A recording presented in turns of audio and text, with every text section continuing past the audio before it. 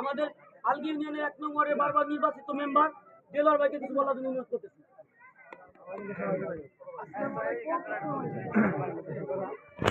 ভাইরা আজকের এই পথসভার মিছিলের প্রধান আকর্ষণ সেলিম ভাই, ভাঙ্গা থানা বিএনপির সভাপতি।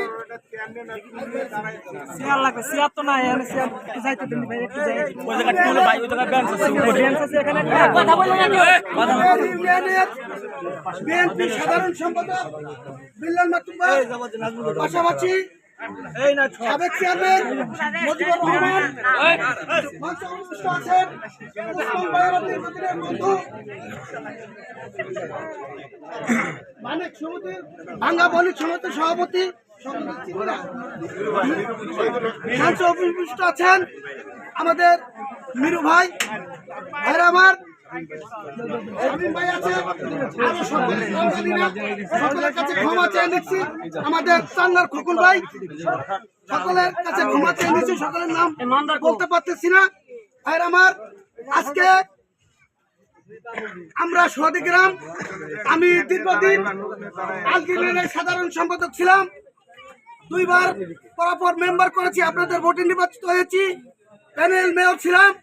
আজকে আমি শহীদ জিয়ার আদর্শে আদর্শিত হয়ে বাবুল ভাইয়ের হাতে হাত দিয়ে বিএনপিতে ভোট দিব একত্রতা ঘোষণা করেছি। আওয়ামী লীগ থেকে পদত্যাগ করেছি, বিএনপিতে যোগ দিচ্ছি। আমি আর কোনোদিন আওয়ামী লীগকে ফিরে যেতে চাই না বলেছে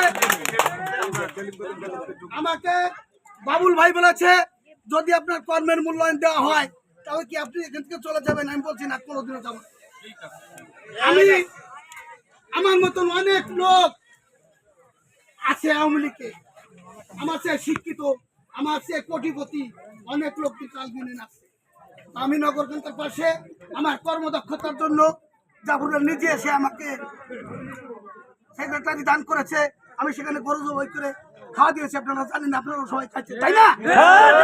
এখন আমি ভাবছিলাম যে বাবুল ভাইকে আনবো, বড় স্টেজ করে গরু জব করে খাওয়া দিব, তাতে টাকা পয়সা লাগবে না, আমি ফিরবো না।